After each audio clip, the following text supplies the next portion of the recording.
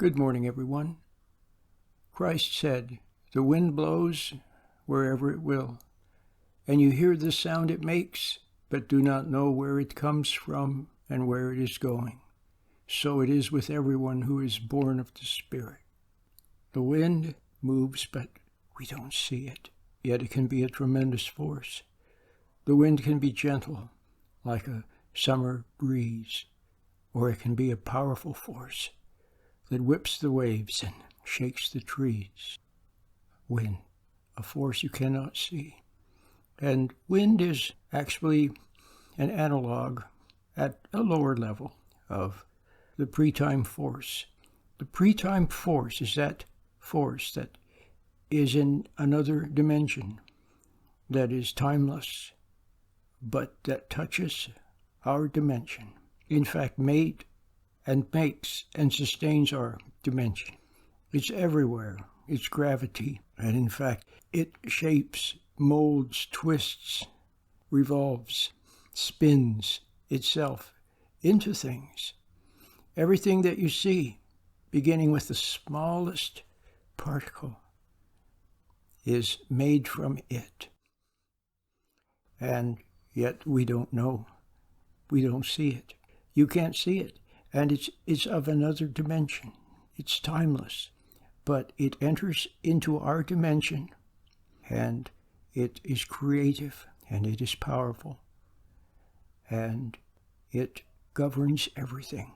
Now, it is everything. It makes you, the flower, the bee, the rock, the planet. Everything is made of it. This force spins itself into little spinning proto-particles, little spinning monopoles that combine together, opposite spins combining, and then making bigger and bigger particles and electrons and even light. A couple of examples of this force, so you can take note of it. For example, when you are in your car, if you press very hard on the accelerator, you accelerate. And as you accelerate, you feel a force pushing on you. That is, in fact, that pre-time force pushing upon you. You see, it regulates. In fact, it sets the speed limit for the universe. Light somehow has a special relationship with the lines of this force.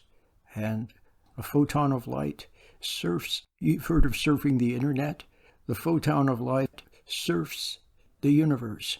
It is dedicated to a line of force, and it follows that line of force. And it goes on forever, following that line of force. But it only reaches a certain speed, the speed of light, and no faster, because there's a regulating force. See, these lines of force go through each other without affecting each other, just like Albert Einstein's phantom trains passing on the same track, two phantom trains going through each other. Likewise, these lines of force go through each other. The photon rides the line of force in one direction, but coming from the opposite direction is a line of force that when the photon reaches a certain speed, the speed of light, then it restrains it. Do you see? And it appears when there's some kind of change. If you're traveling along at the same speed in your frame of reference relative to everything else, you don't feel it. So when you're driving down the highway, you could be going 60 miles an hour and you don't feel any restraining force. But the moment you romp down on the accelerator and start to accelerate, you feel the push upon you. It's marvelous. That's it. Another place you can see it is with a spinning wheel. What is a gyroscope but a type of spinning wheel? You know, you have to watch out for perception. I was telling my son the other day that people are very clever at putting a perception shield around something. So we think of a gyroscope as something special, but it's just a wheel. It's a spinning wheel, that's all it is. A spinning wheel, like a bicycle wheel. So your tires are gyroscopes when you're rolling down the road at a high rate of speed, or when you spin a bicycle wheel, it's a gyroscope. If you get a gyroscope and spin it up so it's spinning very, very fast, and then you attach it to an arm, an extension arm, and then you attach or put the other end of the extension arm at a point so that the extension arm pivots around that point. You see what I mean? So you have maybe a 1 foot long extension pole, and the gyroscope is at the end of it, and the other end is at the center. And then you release the gyroscope, and it, of course, hangs in the air. You know how gyroscopes do that. But then it begins to precess. It begins to circle around, to revolve around, slowly revolve around that center.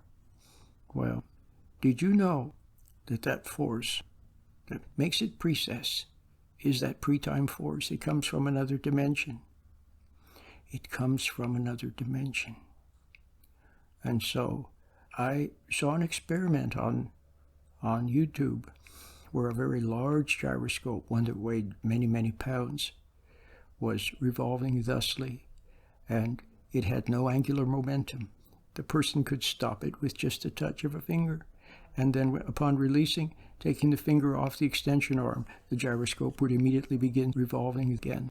It's a force from another dimension. Mysterious, but very beautiful. And so can you see that this pre-time force, this mysterious, powerful force that you can't see but which shapes everything and regulates everything and restrains everything and moves everything, can you see that it's analogous to the Spirit, to God's love that He sends, and to the Holy Spirit, which teaches and restrains and regulates and gives powers to the human being? And so Spirit from God has an analogy, and that is the pre-time force, the gravity force, the field around us. And another analogy would be the wind. Christ often spoke of the wind. The wind is like breath, the breath of God that moves, that you can't see it, but it moves and has power and is creative and has effects. And yet, when the Spirit moves, it enters and it makes wonderful changes and restrains and teaches and is creative. Then it's gone. And it made wonderful changes, but it itself is not changed. It's like a catalyst. It enters in and operates, but it is not changed. It is not used up. It gives without having to lose of itself. And it can give forever because it's infinite. There's no end to it.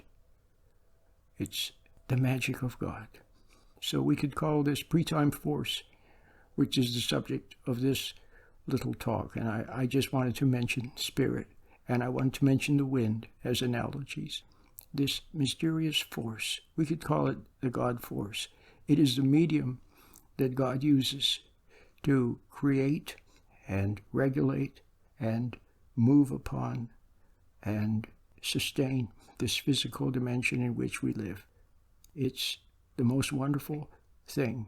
And all you have to do is begin to accelerate, and there it is. There it is. Restraining.